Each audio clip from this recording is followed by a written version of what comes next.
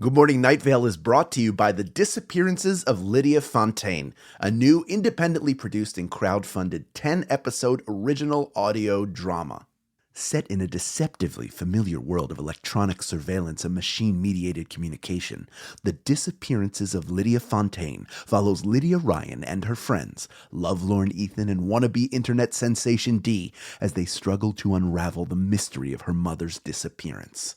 Escape the sinister Fontaine family, and survive the feud over her grandfather's supernatural legacy. It weaves bitter family drama and high-stakes intrigue with fantasy and cyberpunk elements to create a surreal mystery about secrets and grudges, old books, big data, and the promise of infinite knowledge. And do not forget the talking birds.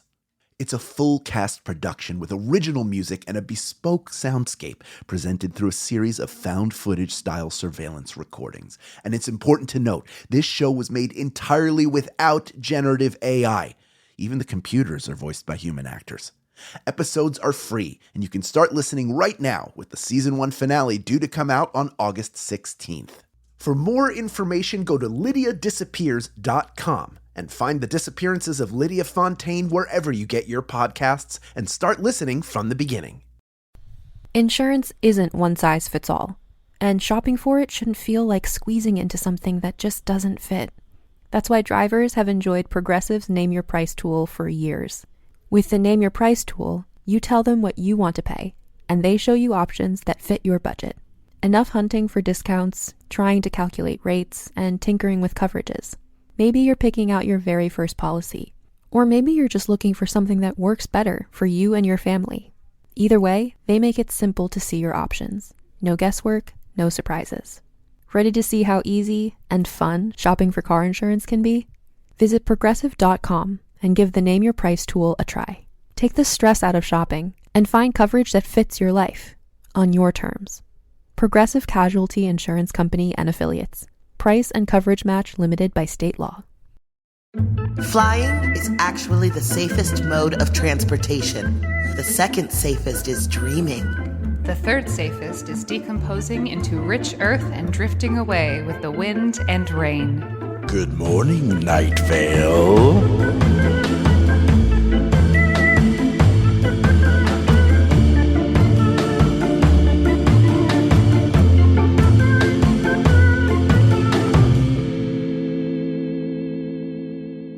Hello, everybody. I'm Hal Lublin, your favorite Hal. I am Meg, your third favorite Meg after Meghan Markle and Meg Ryan. And I'm Symphony, your, only Symphony.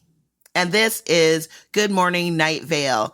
And what are we doing here, you guys? What we do every time we do this show. We go back painstakingly through each episode. We talk about that and a whole bunch of other stuff because it's our show. And it's the Lord's work. Yes, you're welcome. We're journalists and we're doing the Lord's work, so you're welcome. This episode is episode number 39, The Woman from Italy. A woman from Italy arrived in our town and we're not quite sure what she wants or what she is doing to us with her presence. Plus, a local hardware store cracks down on the crowds of baristas outside their shop, an update on Koshek's kittens, and a look at traffic. Every time I do that, by the way, I feel like I'm like local Clarksville, Tennessee news. A woman from Italy arrived in our town, and we're not quite sure what she wants or what she's doing to us with her presence. Plus, coming up at 5, sports. That is, and wouldn't that be, I just thought now, like, wouldn't that be funny if you had been the voice of Night Vale and then what different tone it would be? Hey, everybody, weird helicopters in the sky in the dog park. Don't go in there. But first, a child. Things are heating up with Strex Corp. Let's talk about it. Totally. Well, like, what is it? The third sentence? He says that I'd like to take a moment to update you about the misbehaving child, Tamika Flynn. Now what we know characterization. Yeah, those words were put in Cecil's mouth by Strex. And you can tell, you can feel his strainedness through the whole episode, that he is being told what to say and what he can, like how far he can get with it, right? Don't you feel that? Yes. Strex is taken all the steps to take over stuff. And also, when we look at even the next thing that talk about is the white sand, how Strex has taken over all these businesses, and the White Sand ice cream shop is one of the only ones that isn't taken over. And then by the end, it is taken over. And the owners are, they're also taken over. Yeah. And you know what? I think that's a thing for being taken by the large corporate structures. And that sucks. Nobody wants that. Buy local. It feels like it's very rare that a brand or a company is acquired by another company and is left alone. You know, I mean, a lot of times if something is like, there are two ways it's bought, right? One is it's not doing well. Another company sees a way they can improve it. They come in, buy it for cheap and try and turn it around, like flip it like a house. The other is they are doing really well, and this is a great company for our portfolio, but then you bring them in and you're like, how do we make them more like us? That will make them more successful because this is what we know how to do. Yeah. I mean, it's an ice cream shop in the desert. It has to be doing pretty well. Right? So, you would think. We have a Whole Foods Amazon takeover thing. And it's like, yes, I appreciate that I can use my Prime at Whole Foods, but I feel like there's been a dip in quality. I also feel like I have way more guilt now shopping at Whole Foods than I used to. But I do love the Amazon Go in my train station. Y'all, I'm sorry. I'm a sucker. And my brother even worked for Amazon and told me how terrible it was. I know better. It's tough. We constantly are fighting against convenience. Like what we think is that. There is a Strex Corp in every – I mean, it's still obviously – the idea of bigger companies taking over things is not new, was not new to 2014, is not new in 2019, wasn't new in 1980. I mean, it's been happening for a while now. Right. And no matter what industry you look at, there is a company who is sort of the big player in that space and has bought up everything else, whether it's food. And now this idea of horizontal integration, that was something big. When I was in business school in college, that was like the big thing. Was horizontal integration. Companies like Walmart and Kmart and Target had taken a bunch of different shops and turned them into one store. So it was your grocery store. It was also your clothing store, your electronics store. Now with Amazon, it's absorbing everything, including like going out to eat. Yeah. Yeah. They can deliver your food. My Amazon order for today was I needed the tips of earphones and a small box of latex gloves. So, you know, it's just, there's no store that I can go to where I can find both of those things. That's true. Were those related? No. I know. I was thinking about that. I was like, huh. The headphone holders are for Joseph because he always loses his little, they're like the little tiny rubber tips that go on the end of ear headphones. Yeah. Yes. So I got him those. And then I'm going to re-dye my hair. I need gloves for that. So, you know. And it was at my house the next day, yesterday. I was like, I need these two things. And now all of a sudden they're here. I know. If I can get Cheez-Its, the kind of Cheez-Its I want without going to multiple different stores, without leaving my home, which is my favorite thing to do, I think that's key. But even with the dauntingness of a large overarching corporation, our hero, Tamika Flynn, is still there with her army, kicking ass and taking names, and she's telling them that we are here, we are the beating heart, and we are the breathing lungs, we are the lips that chant. And then did the Bloodstone Circle, which is a direct defiance. So, eat that, Strex. I do like this idea of underground resistance, too, that Cecil is, while has never really appeared to be a rebellious character, at this point he is serving as sort of a conduit. So he's giving airtime even though he's calling out that he's not supposed to, that, you know, these children, everything was incorrect, not allowed, should not be celebrated or reported on. Mm-hmm. But he is still telling you about it. He is putting it out there for the people who need to hear it. That's a notable, I think, piece of character development for him that tracks when you look backwards, which is important. There are a lot of times where the character will make a change, especially, you know, I mean, at this point we're 2 years in pretty much to the show, that it feels not even earned, but logical. Did this come from somewhere where you could see it coming, or is it just out of nowhere? I think that's important, and that speaks to the sort of craft of putting something like this together.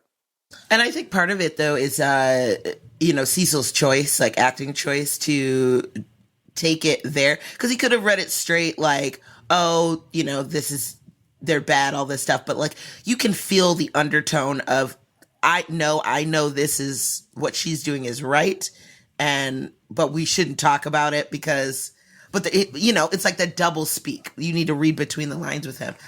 And I think that says something about the people in Night Vale stick together against the odds of any outsider, interloper, and that includes a corporation that's coming in and taking over everything and acting like they're part of it. Even though there was something weird that I noticed later on in the episode about how they uncovered something from thousands of years ago in the ground that was a Strex thing. Yeah. I was like, whoa. So are they like almost like a cult type thing? I mean, they are kind of culty. We find that out a little bit more later, but. Yeah, it's their press release about absorbing the White Sand ice cream shop. Right. That's carved into a large slab that it was dated to several thousand years ago, which again speaks to the idea that part. It's funny when you listen to something like this and you're dropped into this weird world where it feels like things will come back that didn't seem as important in the beginning. Yeah. It does put you off guard in listening where you don't know, wait, is that important? Is it notable that this was thousands of years old? But also Night Vale's a place where time is a little bit hinky. True. You're right. So who knows? Like, it could mean everything. It could mean nothing. But that also speaks to, your job as a listener is to fill in those gaps yourselves and create your own. It invites these fan theories and headcanon. It's the reason why for every episode we do, when we do a FanZone CalZone, we'll do quite a few emails that have different theories. But I'm sure that each one there are way more theories than we would have time to read. You could do a whole show that is just reading those theories and responding to them. Yeah, definitely. As we go through this, now all these little things, you're like, oh, this could be something. And I think this is more than prevalent throughout the rest of this episode because of all the poetry that happens with the woman from Italy, because it's so creepy. And you're like, get all these visions. I have all these notes about like, what could she be? Who is she? Like, is she like a demon, some sort of witch, a temptress? Like, because when he talks about her in his I'm going to call it the regular Cecil voice, right. He's like, she's doing pretty mundane things, but it's like the pure detail of like something she does with her hand and like a blow of the wind in her hair. And then it seamlessly goes from that into this gargoyle voice. Mm-hmm. Yeah, Cecil gets possessed again. Cecil is like pretty susceptible to possession, I would say. Yeah, he's pretty susceptible to it. But yeah, looking at the structure of this episode, it does play into that thing, the bending of the like totally normal, this is fine, to the ratcheting up to the extreme and weird and terrible, which is like the underlying Strex thing where it's like, they're just a company, they're just here to do the thing, they're here to help you, they're here to help everyone, but it's turning and ratcheting up to the woman from Italy and, take down Strex. So it's, there is that, like, it doesn't start at 11. Whereas, I mean, the woman from Italy goes from like 4 to 11 instantly. But, yeah. I liked your version of the gargoyle voice. The woman from Italy. Also, like a woman from Italy. The structure of this episode is interesting because we are getting like, we start with some plot updates and then we introduce this woman and then the possession starts to happen and we go back and forth through it and he doesn't realize that he is being possessed by the voice of this woman who has these bonkers ass scary poems that are read in a. Cecil made a choice in the performance of the woman from Italy, and it was a strong choice, and I think it really works. And I don't know if many people would have gone that way, and I think it's probably was definitely really fun for him to do, and it's really interesting texturally in this episode, and I think it really plays well with the possession element, with the scary element, with the page. This is another page out of the horror book Like, it's the faceless old woman. It's the woman from Italy. It's this, like, witchy woman and who is here, and we don't know why. And we don't really know why she's scary, but she's terrifying. Yeah. Like, she's just a lady reading a book. And, like... Yeah.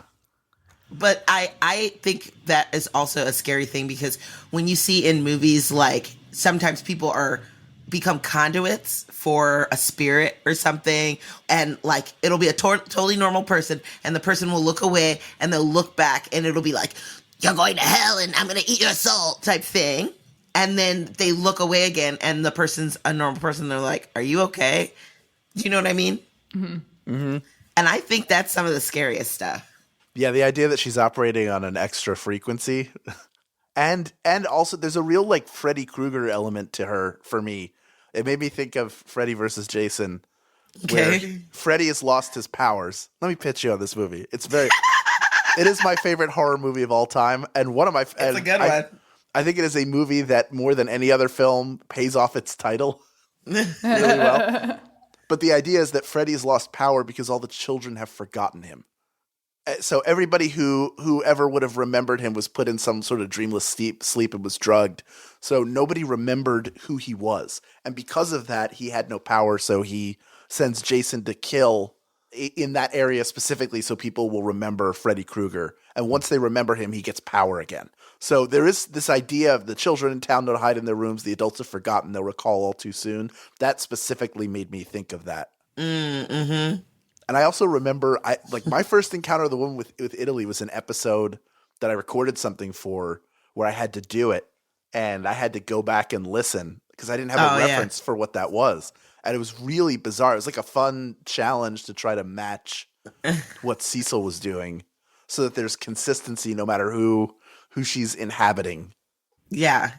Wow. Yeah, no, that's really creepy. And what a fun exercise as an actor to be like, okay, you can do whatever you want, but like then you have to go back, and who knew that they do fun stuff like that. They'll bring it back like 17 years later and they're like, oh yeah, remember this? But I think people really do connect with this episode. I've definitely heard a ton of times that The Woman from Italy is some people's favorite episode. Yeah. Yeah, I like it's also a somewhat frequent cosplay too. I've seen some women from Italy's out there, and that's something fun because she's not like super well described, but you can sort of have some fun with it. And the Razor Scooter, and then the Bridge of Birds, that book. When I first started reading, if I started dating Joseph, he's like, "This is my favorite book. You have to read it," and he gave it to me. I never read it, but one day I will. At this point, because we're hurtling towards, we are 5 months away basically from the release, what would be the release of the Town Hall show, which did we know at this point? Was the theater already booked? Because at this point, the show's already big hit. It's before my time as I guess I could go back and look through our archives but no, I don't think so. Maybe, because at this point, this is 2013, about to be 2014. What is it? It's 2014, I think. 2014. So it's January 2014. So we hadn't really even done our first real tour yet. So the Town Hall shows definitely weren't booked. They were like it was our second or third anniversary show was Town Hall. Second anniversary? Third anniversary. Was Town Hall. So we hadn't booked the room yet. But we had just started. We were just starting our first tour. Our first tour started at the end of January of 2014. Our first real tour. We had done one-offs, but this was the one that we had strung together. Yeah. Yeah, and it was me and Cecil and Jeffrey and Joseph in a van, and Jason Webley was our weather, and he traveled separately. And Hal, I remember doing the San Diego show with you. And that was the first time we actually got to properly hang out. And that was when we were doing a signing after the show, and I was standing next to you, and I remember kind of vetting you during the signing, being like, "Is he a good guy? Is he?" And you were so nice to the fans and so gracious and so sweet. And after we I was like, he's a Hollywood guy. Who knows what he's like? But I stood next to you and we had a really nice time signing with these fans. And you were just so sweet and just really talked to all of the fans and listened to what they had to say and were funny and present with them. And I was like, oh, he's a really good person. Cool. I'm glad he's working with us. Oh, that makes me feel really good to hear. Thank you for saying that. Yeah. That's my memory of that show. Like, that's the biggest memory. And at the time, because you had all just started touring, it was like you were learning the ABCs of it. And it was like everybody wanted to go out and sign afterwards, which was great. But we came out and there was no order to it, really. Like, now it's a little bit more, you wait a little bit, then maybe you go out and sign a few things. But I remember we came out and then we were all sort of pressed against the back wall. Yeah, we got pushed that against lobby? we got pushed against the doors, and so we were like all just kind of had our backs to the door, and the whole lobby was full, and we were just like ripping through people, just like trying to say hey to everyone, and like we learned that like you had to let security know you were planning on doing a signing, and like try to get some tables and a place to go, and like maybe wait a half hour so that the entire audience isn't still there. So. Yeah. There is something to that, though. I mean, for me, it's definitely like not feeds my ego, but makes me feel good that people care, like that I would be anybody even slightly important for someone to want to talk to. Yeah. But then also it's neat to go out and sign stuff for that. Like, it's neat to think, oh, that's something that they really like. And I like meeting them, and they're all like, I haven't met one fan who I thought was not a nice person, which speaks to the community around the show. Yeah, definitely. Yeah, that's so true. In person, I've definitely I've gotten the occasional tweet or email where I'm like, maybe it's not that they're not a nice person, but that we have a disagreement about something. But in real life, Right. At this point we've met thousands of Night Vale fans, and they are just really lovely, nice people. Yeah, it's interesting when you see. I never thought about like them as a whole, but yeah. But this is like an interesting era of the show. Both, it's still like I don't think it's even reached its height yet in popularity, but also like the tours are starting to happen, and that first tour didn't culminate with Town Hall, but it's certainly like just interesting to see. And now it's like so smoothly run, no small part thanks to all of your work, Meg. But it's just like, that was 5 years ago, and you still tour around the world. Yeah. In an organized adult way. It just blows my mind to think about what it was like then versus what it's like now. And now we're talking about episodes that were recorded back then. Yeah. I mean, the thing that always frustrates me is it's like, I wish I was as good as I am now at performing, at warming up the crowd, at being a tour manager as I was then when we were like doing 2 sold out shows at Town Hall for like 2,000 people. I was like, oh, I could have been I'm so much better at this now. I wish I would like, had this, but I guess you don't get to hear without being there first. But I just wish. That's true. I wish that I was there when I was as good as I am now. I think about that. Like we did that massive, like almost 60 date tour in 2015. That was my first tour as a tour manager. And I was like, not good at it. I was like figuring it out, but it was like, I was like, if only I was as good as it would have just been such a better time. but that's how you cut your teeth. You know what I mean? Yeah. That's how you figure out how to smooth out the bumps and create a totally smooth ride that we have now, a sweet, sweet ride of a machine. Yeah. So now when we go perform for, 500 people in Birmingham, Alabama, you will get a show that is way better than those 2,000 people got in New York 4 years ago. So come see us in Birmingham, guys. We're really good now. Yeah, now finally, the show you deserved all along. Yeah, right? In Birmingham, Alabama. We have an idea what the hell we're doing now. So come see us. Yeah, come see us play Chattanooga. So one thing that I was noticing in this episode is that there's so many other things going on though too. So yes, the Strex thing is like underlying, that's happening. The woman from Italy, she's like, we're like, who is she? What's happening? Is she crazy? Is she gonna kill us? Or is she just like a normal woman who's just possessing Cecil because, he's possessible? And then the Kashek's kittens. Update on the kittens. I mean, I'm sure everyone has been for the past 38 episodes just waiting with bated breath to find out what's going on with those kittens. They are. And they sound pretty terrifying. They have spines but they're doing sacs, well. But they're doing well. They're doing well. That means they're growing the way they should, right? Mm-hmm. With spines and venom sacs. And tendril hubs. Oh. Yeah. That's a deeply disturbing pair of words. Is it possible that Koshek is not a cat? Have we explored that fully? It's what a cat in Night Vale is. Is it though? It could be that it's not a cat and Cecil is just confused about what a cat is. Exactly. Yes. Exactly.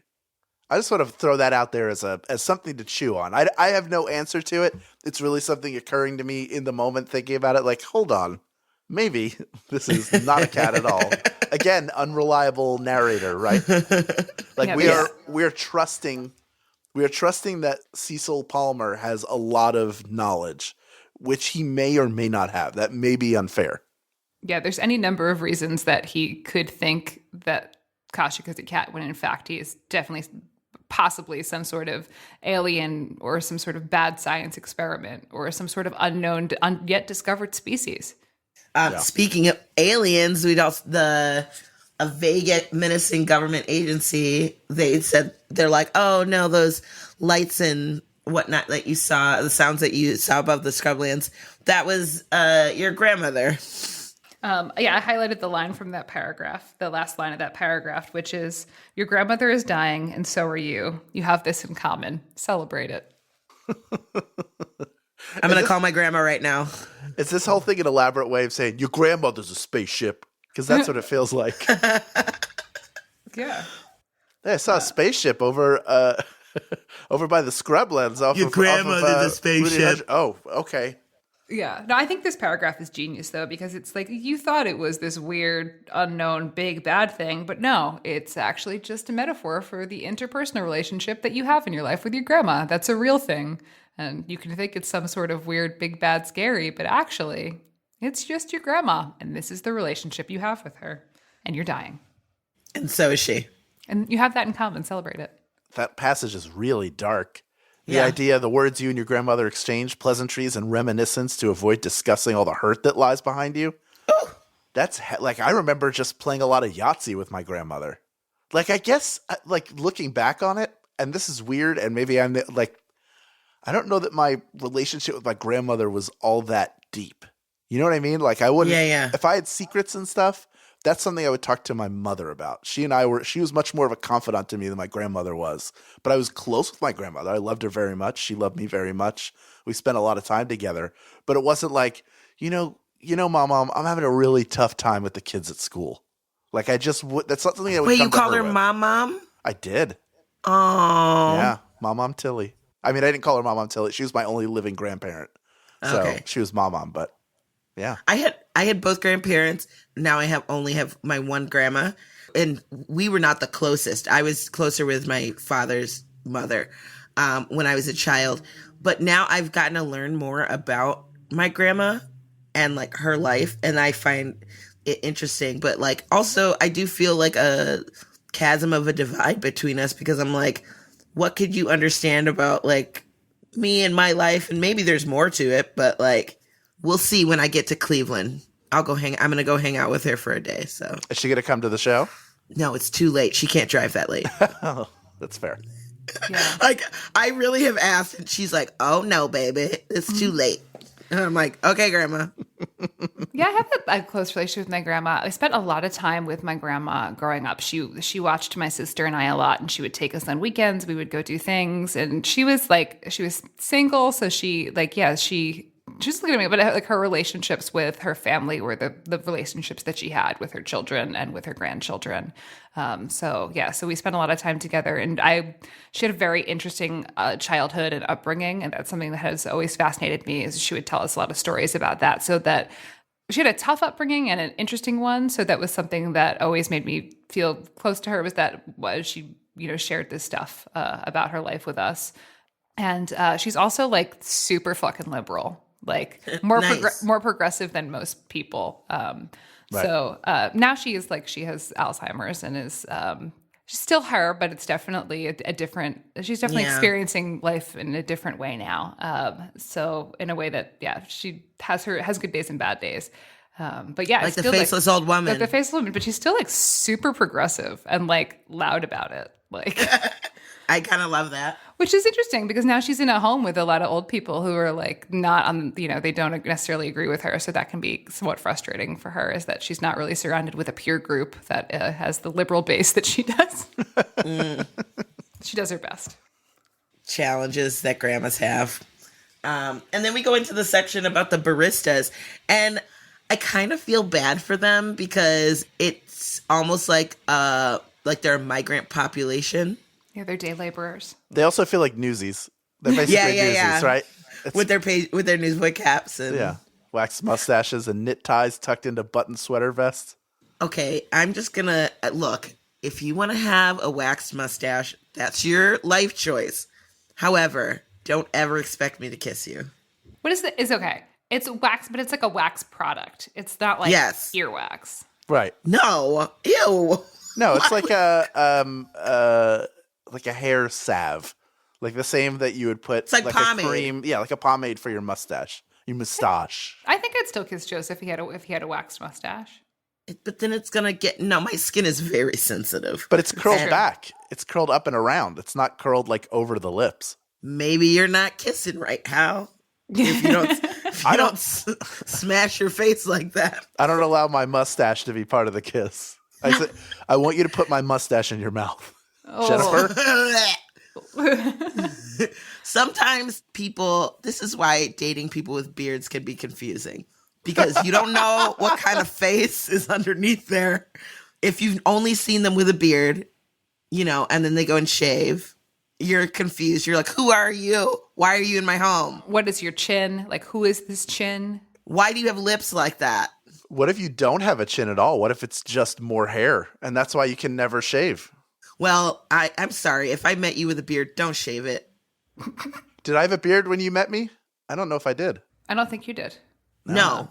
You had a clean face. I had a clean face. Now I have a dirty face. Yeah. Joseph was clean shaven when I met him, and then he had a beard for a bit, and then he had a mustache for a bit. And now is he clean shaven?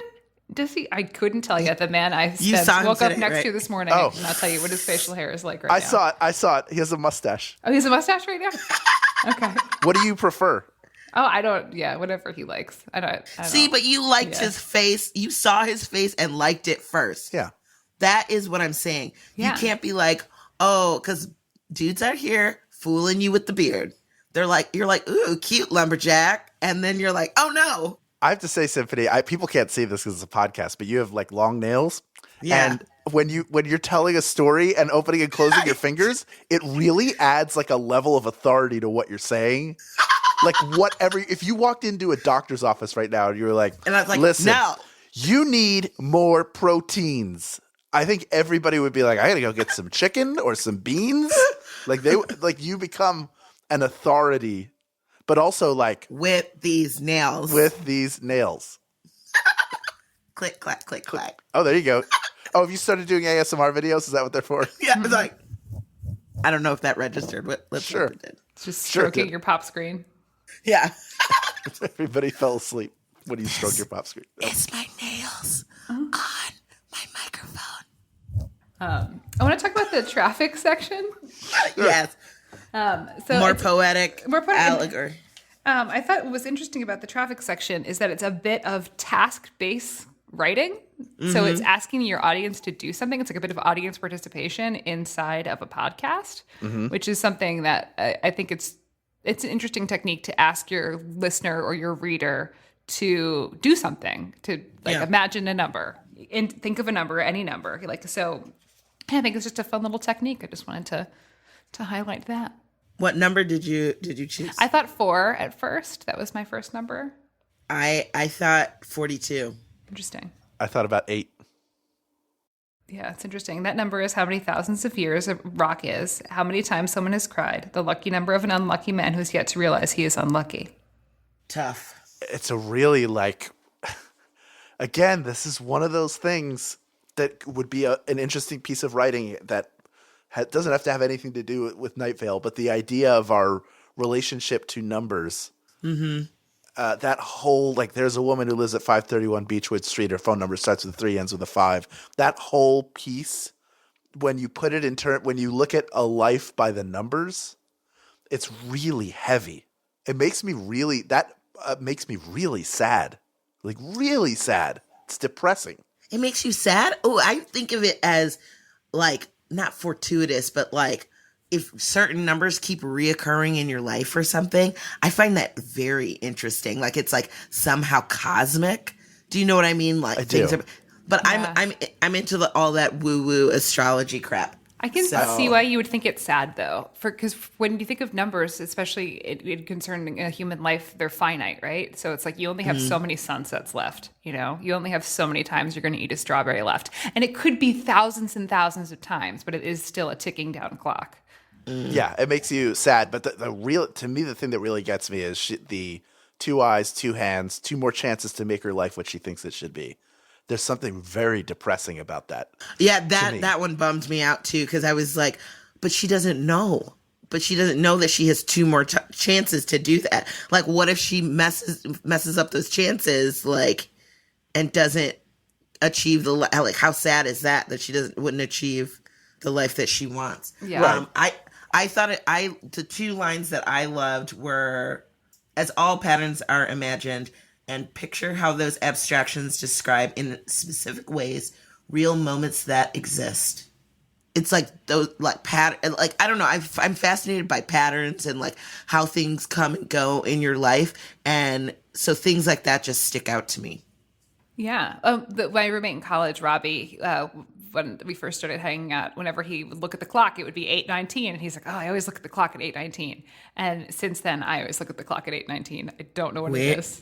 Like, as soon as he said it. And then He cursed you. because just like we'd always be hanging out at 8:19. Like, oh, it's 8:19. And so, like, it got in me. And so now, Wait, like, AM? PM. Oh, Yeah. Like, oh, it's 8:19. I want to give a shout out to the word from our sponsors. Oh, yes. The Starbucks Yes. ad. Oh, he's got a novel in him, kid. Oh. Yeah, it's so good. I love that. I love the comedy of I'm just Forgetting to reading, write it. Yeah, I'm reading what the idea of what was supposed to be. I'm just reading instructions. yeah. It's like the like, okay, here's the notes. This is where this copy is going to go, blah, blah, blah. Because I've totally done that with something that I'm like, okay, I have a kind of script or an outline of something. And then I'm like, okay, and then this research section will go here and then blah, blah, blah. But like, you're supposed to go back and fix it. Do you remember back in the day? I don't know if this still happens, but like when you like open a new like Word document or something, it would have like phrases already put in there, but it would be like in Latin or something. Yeah, the lorem ipsum dolor. Yeah. Yeah, that's a design. That's like placeholder text. That's gibberish. That is I used in imagine design. it's like this. Yeah, this is lore. This is one step above, beyond lorem ipsum dolor. I was always like, does that mean something? But I never even tried to look it up. Yeah, So the answer is no, right? right. I have no idea. I actually don't know what you're talking about. So Oh, really? I'm on the outside here. Now I'm looking in. That's okay. So yeah, so White Sand gets taken over. I feel like White Sand ice cream shop is probably delicious. And it's Yeah, it getting to sounds be like ice it cream would be a good one. season, and all I want. Ice cream is one of my favorite foods. Same. I love it. I thought in my mind though, I figured that it was just cold white sand. Huh? White Sand ice cream shop. Yeah, bowls they of- just of serve cold one white thing. sand. They have one thing Yeah. on the menu, and it's cold white sand. That's right. And it's delicious. Yeah. I think that's what they would call it, but it's just like vanilla froyo. No, that sounds good. So we come back from the weather, and nothing has changed. Yeah. Cecil doesn't know that he is possessed, but she gets a Razor scooter, and she's on her way out of town. But then she looks back, bro. Oh, that shit fucked me up. Yeah. That really messed me up, dude. Because, like, before, she was just doing stuff on her own. And, like, it was almost like Cecil was kind of the one who was stalking her. And then in the end, she turned around. That freaked me out. It's like the Momo challenge. Isn't it Momo? You look at it like it looked like she looks like Momo. I'm not like not the full Momo, but like Don't has that say look that. of like That thing that's like the bird. Yeah, it's like the Bird or the Ring. It's some like Slender Man. It's the new like Hulk that's running around. It's this like it's either a student or an artist's installation. Like it's a sculpture that was made. It's a really like compelling kind of sculpture, but it's a very creepy like Tim Burton Beetlejuice-esque looking Yeah. woman's face. You even like talking about it like is giving me chills. It creeps you out. And I literally keep looking behind me. See it in the back of the shot of the Google Hangout. Shut up. Yeah. Okay. No, it's in that picture behind you. It's fine. Shut up. Oh my God. You know what? I fucking quit. I'm out of here. Just torch your apartment. Just Please welcome Burn it all down. Please welcome our new co-host Momo. No. Hi, I don't know. I'm so glad it's my chance to be on the show. I've been listening to Night Vale since episode 1. Don't look at my giant eyes. Oh, Momo. I don't know why I'm leaning to the side, hoping that I'll like see it. catch it on the side of your eye. But yeah, it is kind of like the woman from Italy does have a similar quality to that, like sort of just, that unsettling, scary horror thing. But we are spared from her for this moment. Yes. She could kill us. She could kill us, but she didn't. So Yeah. I also wrote down that she could possibly be a succubus. just in your notes, just possibly succubus. Looking for some people banging? Possible succubus. Well, let me see if there's some horniness around here. I'm going to get on my scooter to ride around. You're still leaning to the side. So I can keep one eye on the dark room and then one eye on the camera. Because I'm scared. I'm a child. I'm a scared child. So when we come back from the weather, he's like, usually after the weather, I'm here to tell you about how we've been saved from a world-ending danger, but let's fail to end our world. But today I have no such report because there's no such danger. And I was like, I feel like there is a danger. He doesn't and know. Who knows it? He doesn't know. He doesn't know. It's the little woman from Italy. The little woman from Italy? What is she? The Little Louisa Woman. May Alcott? Yeah. Oh, you haven't read Little Women from Italy? It's really good. It's the one where they go abroad and they have an adventure. Yeah. And they all get scarlet fever and die. Yeah, they all die. Not just. I didn't even think about the Little Women like the book. I literally thought of Sophia Petrello. Ah! That's the Little Woman from Sicily. Oh, wow. For those of you out there that are too young, that's a Golden Girls reference. Cheesecake. She's Ma. She's Ma. Ma. It's a pretty good Be Arthur. But yeah, creepy all around. Love this episode. Yeah. It's really fun. I like the structure of this episode a lot. And I like that it's a good vehicle for using poetry. Yeah. Yeah, the unknown. The Cecil doesn't know that we should be afraid. So he says when people don't know that they should be afraid and the audience knows that they should be afraid, it is that thing. It's that thing that's standing behind you that we can't see. That we can see that Symphony can't see. Yes, that's right.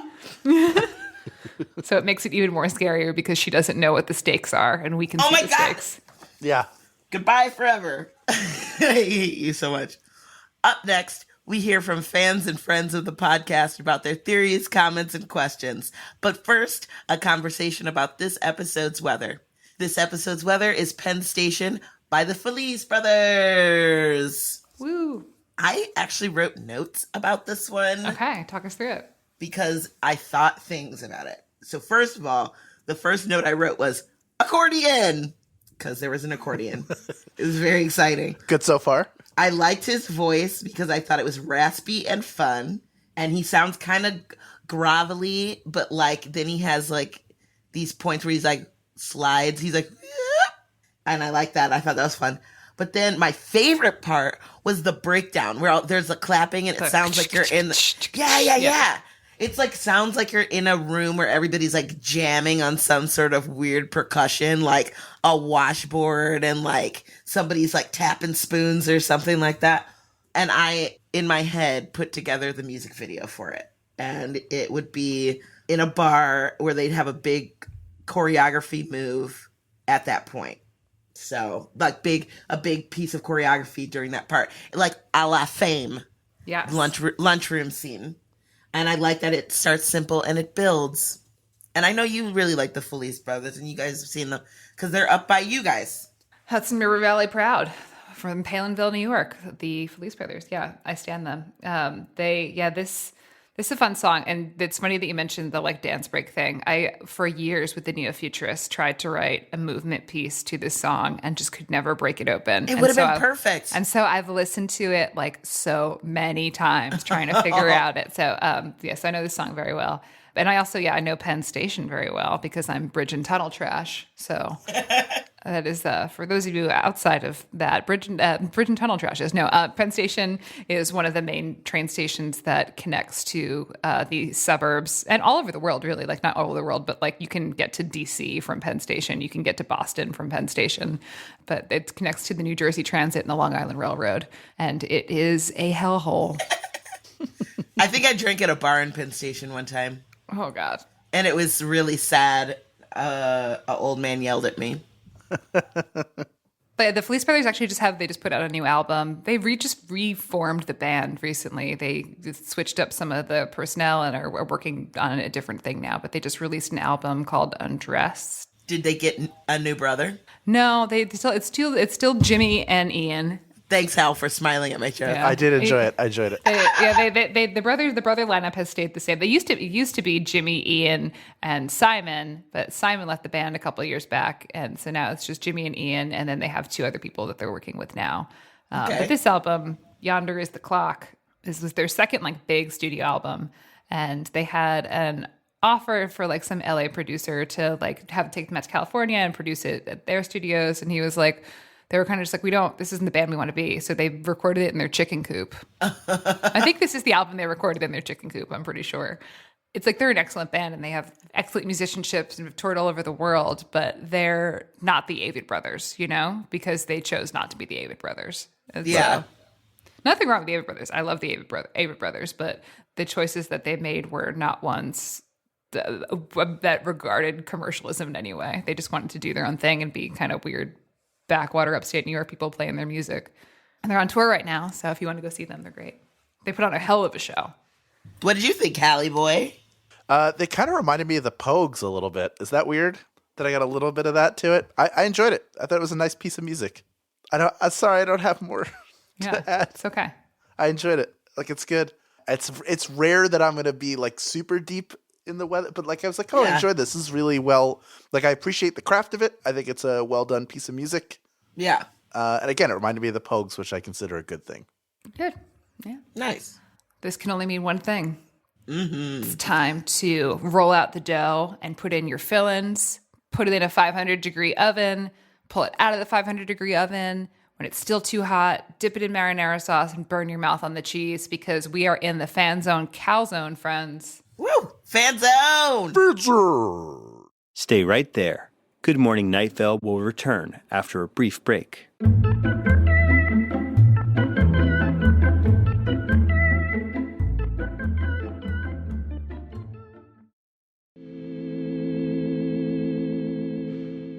So we have Ian who wrote to us and said, after I listened to the episode Good Morning Eternal Scouts, I knew I had to write in. A few months ago, my fiance was trying to convince me to get a second cat.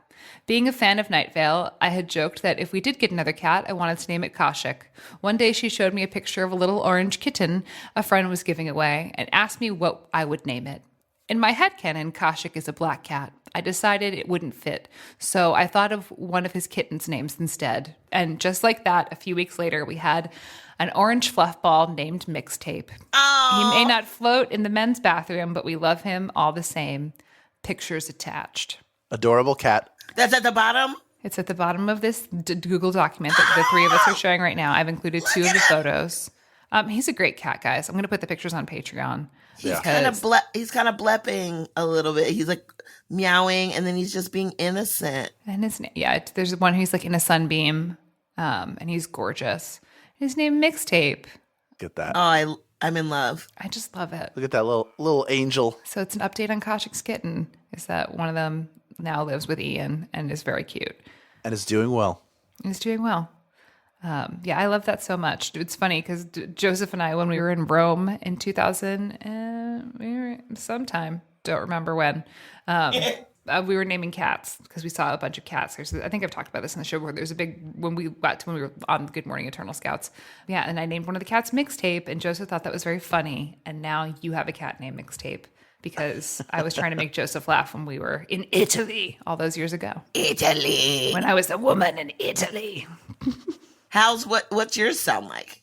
The little women from Italy. Yeah, what is like, your Joe March? Little God, I'm one trying from to Italy song? It's like The woman from Italy. That's good. Well, I love that cat, and I think it's really cute, and I would name a cat Mixtape because it's a solid name. As we move further into the FanZone CalZone, maybe we get another topping from Cleomancer. I'm going to assume that's the way. If I mispronounced it, I'm so sorry. Cleomancer. Whatever. Clemenceau. Clemenceau. Clemenceau writes, Oui. Allô? Hello, bonjour. Episode 39 is one of my favorite episodes, partially for the weather and for some of Cecil's really interesting lines, like, that number is the lucky number of an unlucky man who is yet to realize he is unlucky. In particular, things aren't looking so good for a quiet existence is something I find myself thinking about a lot these days. Mainly, though, the bizarre poems the woman from Italy seemed to force Cecil to read are my favorite part. Though whenever I listen to this episode, a part of me always expects the first stanza to end. She will not hear pleading. She cares not for succor. She's the woman from Italy. Bow low, motherfucker. I love it. I'm actually... Pardon their French. Pardon our French. Bow low, motherfucker. That aside, I wonder if something happened to the advert copywriter between him starting his work and it seemingly getting sent to the station by accident. It's implied he just forgot to finish it. But what if he was in an accident, got swept up in a whirlwind romance, or had to skip town for a couple of weeks? I don't wonder about it much, though. Well, seems like you do. Looking forward to more of your thoughts and food stories in the coming months. Well, thanks, Cleomancer. I love that. Like, what if this happened? What if this happened? What if this happened? I don't really think about it much. I don't think about that much. That is a good point, though. I think about the copywriter. What happened to the copywriter? Maybe he was just like, fuck it, I'm gonna go write that novel. This is done. I'm walking out. Yeah, I feel like it was like an intern that was like assigned to do it, and then they were like, fuck this, I'm not getting paid. Everyone in Night Vale is bad at their job. Bad at their jobs. And this person sent the script along and did not find out until it was read on the air what they had done. True story. That is my guess. Guess what? We've been reading all these letters. How about we hear a voicemail? This is the actual voice of Nick. Listen. Hey, Symphony, Meg and Hal. This is Nick from New York. Question regarding the woman from Italy. How does Cecil protect his voice from vocal fry while doing that terrifyingly wonderful possessed by the woman from Italy voice? Would love to know. Your podcast brightens my mornings, subway commutes, work breaks, and bedtimes. You are constantly building on this great blend of anecdotes, behind-the-scenes chats, creative process analysis, and inside jokes. Also, what happened to the FanZone CalZone? It's my favorite CalZone, and I miss it very much. Thanks. First of all, nice voice. But how does Cecil protect his voice from vocal fry? Acting, training, breath, not giving a shit if you rip your vocal cords up. I don't know. Yeah. I mean, are you talking about like the vocal fry is that this kind of thing? The thing I do all the time. Because I like my vocal cords banging together. The idea is that like doing a voice down here will give you vocal fry. But in reality, you're using a different part of your throat when you create that. There is a push to it. So you are kind of putting a little bit, but I could talk like this all day and probably wouldn't affect my voice. So if I lower it a little bit and get closer to the mic, then it gets scarier. But it's not really affecting, you may have like a sore throat and your voice may feel a little weaker, but and then all of a sudden you go to your upper range and it's fine. So depending on the work that you're doing, it's going to stress different parts of your vocal range and either take those away or make them weaker or make them stronger. But again, as Meg points out, it is about breath control, which I am terrible at, and just taking care of yourself and not screaming all the time. One time for whatever reason, I was snapped. I was so upset, and I screamed like I've never screamed in my life. Like, not at someone, just at a situation. I was scared afterward. Like, it was like all the anger I'd had inside for all these years was just like rushing out for a moment. And I lost my voice from that. It took like 2 days for my voice to come back. It was like strained from how much I yelled. Oh. Which again, two things. Number one, therapy is great. Number two, when you scream, if you've done proper vocal training, there are ways to do it without hurting your voice. And it does all come down to breath control and using your diaphragm. And the FanZone CalZone is right here, motherfucker. Yeah. This week you're inside of it. Yeah. How do you like it? Is it hot and steamy in there with the tomato sauce and cheese and vegetables and meats? Ham. There's a ham in there. Some gabagool. Some mozzarella. Mozzarella. All right. Heather, a.k.a. Moonlady, writes, Hi, Symphony, Hal, and Meg. I'm a new Night Vale fan and binged on all of the show in the past few months, and Good Morning Night Vale has become my favorite show when gardening. I just finished your latest episode, The Auction, and had a comment, weird story, on police auctions. I grew up in a law enforcement family, and auctions will absolutely sell items involved in criminal, even murderous activities. As I got older, I discovered that my mother's estranged stepfather would frequent police auctions, and at one point bought Charles Manson's old Jeep. A vehicle that I had distinctly remembered sitting in as a child. The weird connection to one of America's most infamous individuals would become even spookier for me when I found out that my ex-husband's father used to party with Charlie back in the day. His father was adamant that the Manson girls were all bitches, but, and I quote, Charlie was cool. I don't know why weird stuff gravitates to me, but it does. Do you think I could live in Night Vale? Love you guys. Have a spook-filled day. Heather, a.k.a. Moonlady. Bitch, what? So yeah, police auctions. Charles Manson's. I wonder whether it's sold for less or more because it was Charles Manson's Jeep. Dude. Okay, I know you guys can't see this. I'm like literally like eyes bugged out. My mouth is like agape. I'm like, wait, what the what? Oh my God. I want a t-shirt. I think our next piece of merch, we have the Good Morning Night Vale t-shirt available for purchase, but there should be another one that's just that face, Symphony, and just says, bitch, what? The Manson girls were all bitches. But Charlie was cool. Weird. Yeah, who? Yes, you could live in Night Vale. I'm beginning to think you should live in Night Vale. Like, run. That's fantastic. I don't know how I'm going to get past that, but I'm going to keep moving to Tori.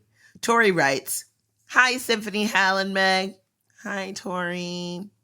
I've listened to Night Vale for a few years, ever since a friend told me about it when I was a sophomore in college. I didn't start listening religiously to it until last year, though.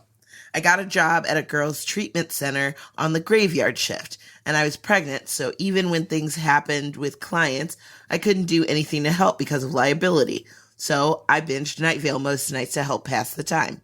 Anyway, I finally got caught up on Night Vale last August, and even after listening to all 140 plus episodes of the show, the Strex Corp storyline is still my favorite. I've gone back an embarrassing number of times to listen to episodes 1 through 50 because I love the Strex Corp story so much. My question to all of you is, what is your favorite storyline that has been done in Night Vale? Keep up the good work. I love the show. Tori. P.S. Symphony. Yes. Your name is my favorite. A+ to your parents. Oh, thanks. I'll tell Woodrow and Evelyn. Also great names. Yeah, my family is just full of great weird names. I don't know. I mean, I do love this. The Strex storyline is one of my favorites. Obviously, because you know how I am about stuff with me in it. Mm-hmm. I love it. But I don't know about overarching storylines. I really think more about the live shows more than anything. But if of the regular show, I'd probably. Oh, you know what? I really just love Cecil and Carlos's relationship and when they get married, like everything leading up to them getting married makes me happy too. Yeah, I agree. There's a lot that I have to like. I was thinking like, yeah, the love story is something that I connect to. I love Megan Wallaby's story. That's Yeah, something that I connect to. I love the mayoral stuff. Like I love the mayoral campaign and with Hiram in the Faceless Old Woman and Marcus Vanston. Like I love that plot line. That one's always been fun and interesting. I also love the story about you and us and them. Like they're the kind of bigger overarching ones. So now there's like the blood space war going on. There's lots of stuff to connect to. So, yeah. Yeah, those are all really good. I would add in, again, selfishly, I love it's not like a major storyline, but the evolution of Steve and Cecil's relationship has been kind of neat. And it's not even a C story. It's just sort of something that shows up every once in a while. But to me, it's an interesting piece of growth for both characters. But also Cecil and Carlos, it's hard not to sort of stay involved with that. Like I know, I feel like the question is about specific story arcs like Strex Corp, but the ongoing stories and relationship to character, I think it sounds like for all three of us that is something that we gravitate to more. Like the big event stuff is really cool, but it's sort of the character relationships and evolutions that are really those, that's the engine that drives this car. Well, thank you, audience. All of you who are part of the Good Morning Night Vale community and the Night Vale community at large. We talked about it a little bit earlier this episode, but we really do appreciate you, and you are special, each one of you, in your own way, and you are part of a special community that we are very appreciative of. Our next episode will be the Deft Bowman, but hey, if you want ad-free episodes and bonus content and pictures of kittens that we've talked about in this episode, why don't you support us on Patreon? It's patreon.com/Good Morning Night Vale. We would love to have you on there. The more of you there are, the more bonus content appears. And let's make the world a better place, one piece of content at a time. Until then, good morning, Night Vale. Good morning.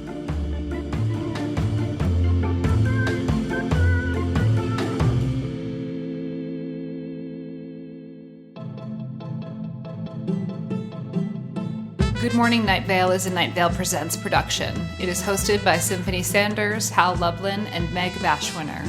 It is edited by Grant Stewart. It is mixed by Vincent Cacchione. It is produced by Meg Bashwiner. Theme music by Disparition.